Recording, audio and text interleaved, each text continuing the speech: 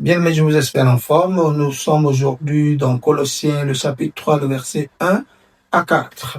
Si donc vous êtes ressuscité avec Christ, cherchez les choses d'en haut, où Christ est assis à la droite de Dieu. Affectionnez-vous aux choses d'en haut et non à celles qui sont sur la terre, car vous êtes morts et votre vie est cachée avec Christ en Dieu. Quand Christ, votre vie, paraîtra, alors vous paraîtrez aussi avec lui dans la gloire. Ce passage illustre très bien ce que le croyant est supposé mener comme vie sur terre et ce qu'il est devenu en Christ Jésus. Nous voyons d'entrée de jeu qu'on se réfère d'abord à la résurrection. Parce que, je l'ai dit, le croyant est le produit de la résurrection. C'est comme Paul a dit dans 1 Corinthiens 15, mais s'il n'y a pas de résurrection, c'est que notre foi, elle est vaine. Elle est vaine en fait. Il n'y a pas de vie chrétienne, il n'y a pas de christianisme sans résurrection de Jésus. Comprenez donc, on nous dit que, écoute, l'une des choses les plus importantes qui nous soit arrivée, c'est qu'on est ressuscité avec Christ.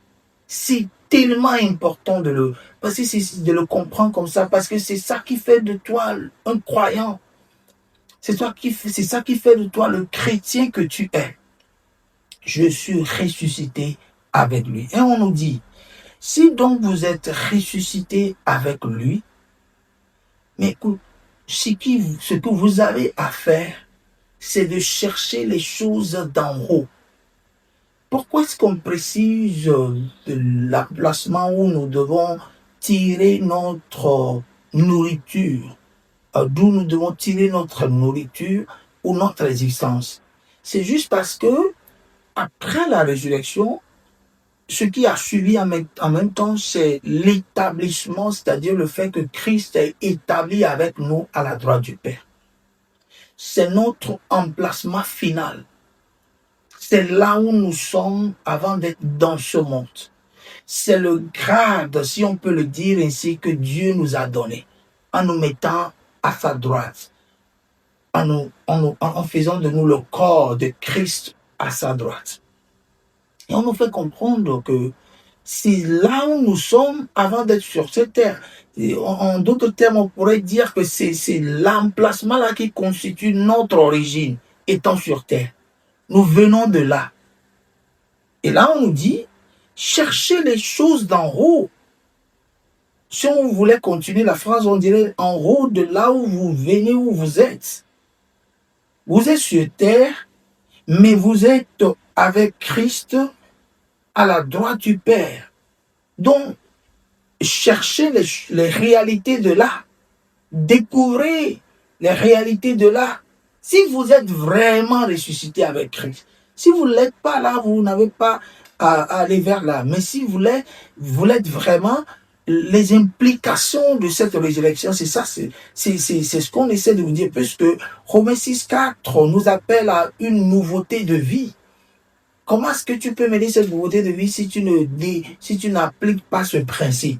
Tu es ressuscité, assis à la droite du Père.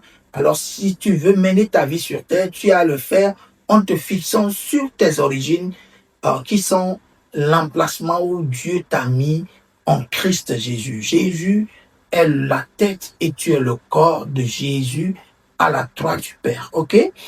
Et on nous dit où Christ est assis à la droite du Père. Voilà, donc ce n'est pas du genre, je me réfère au ciel et j'ai le ciel en tête en vivant sur terre, comme quoi un jour je finirai par arriver là-bas. Non, c'est pas de ça qu'on essaie de nous parler ici. Mais c'est pas du genre, un jour j'arriverai au ciel. Non, c'est plutôt là où je suis actuellement pour mener ma vie sur terre, conformément à là où je suis actuellement. Et où suis-je? Je suis à la droite du Père en Christ Jésus. Et on continue en nous disant, affectionnez-vous, habituez-vous, côtoyez, voilà, les choses d'en haut. Et vous savez, quand vous cherchez le sens du mot qui traduit la nouvelle naissance dans Jean 3, vous constaterez que L'une des traductions de naître de nouveau, c'est naître d'en haut. Vous allez vous découvrir. Vous cherchez, vous découvrirez. Donc, naître de nouveau, c'est naître d'en haut. Oui, vous naissez d'en haut. Et on vous dit, affectionnez-vous aux choses de là où vous êtes né. Affectionnez-vous aux choses d'en haut et non à celles qui sont sur la terre. Voilà.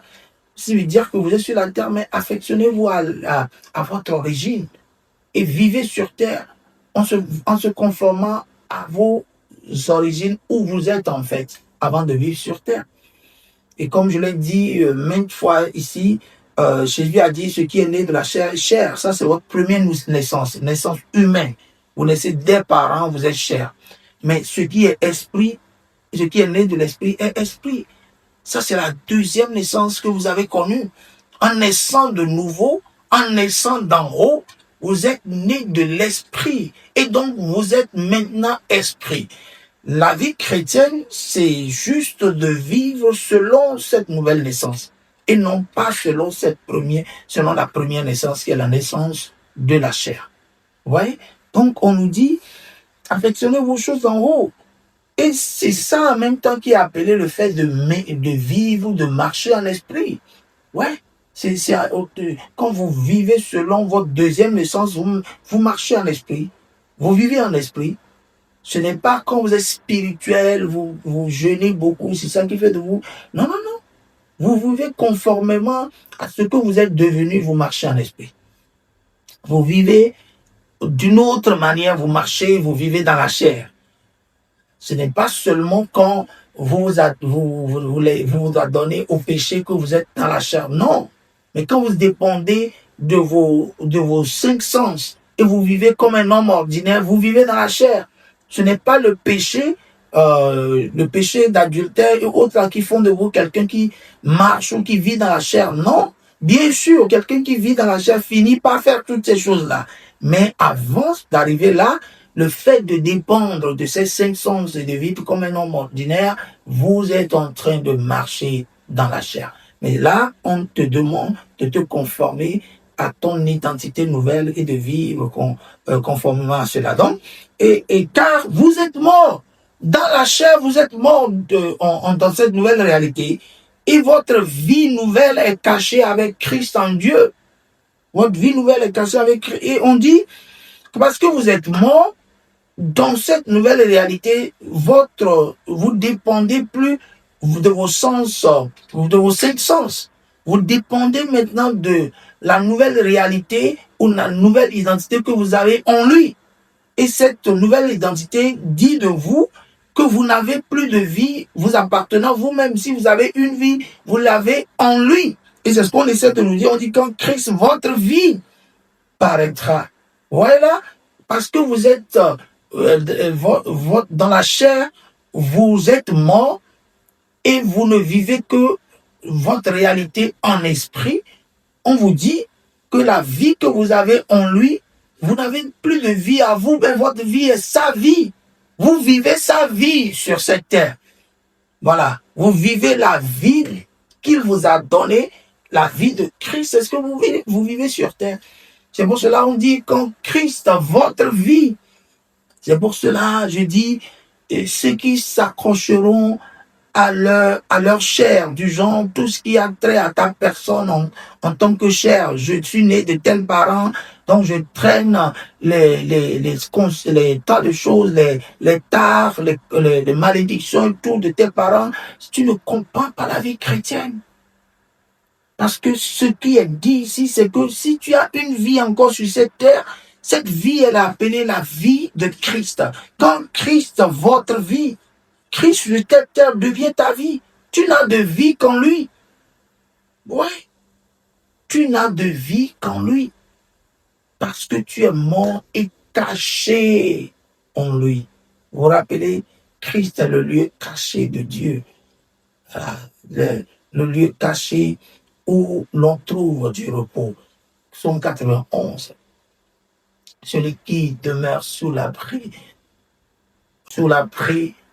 du Très-Haut, celui qui demeure dans le lieu secret du Très-Haut, repose à l'ombre du Tout-Puissant. Donc Christ en ce lieu caché, ce lieu en lequel nous sommes cachés, et parce que nous sommes cachés en lui, nous sommes perdus en lui. Donc si on a de vie sur terre, notre nouvelle définition de la vie, c'est lui. Il est notre vie. Je n'ai pas de ces choses-là qu'on me colle. Si j'ai de vie, je ne l'ai qu'en lui. Toutes ces choses qu'on dira liées à ma personne ne sont plus moi. Je suis lui sur cette terre. Et c'est ce que Paul a essayé de dire de différentes manières lorsqu'il disait la vie que je mène dans la chair, ce n'est plus moi qui vis, c'est la vie que c'est Christ qui vit en moi, la vie que je mène dans la chair, je mets ma foi en lui. Voilà, je mets ma foi en Christ. C'est ce qu'on essaie encore de nous dire ici. Mets ta vie, ta foi en lui en toutes choses. Tu n'as de vie qu'en lui. Il est maintenant ta vie. En toutes choses, tu te réfères à ce qu'il a fait dans sa parole par rapport à la chose te concernant.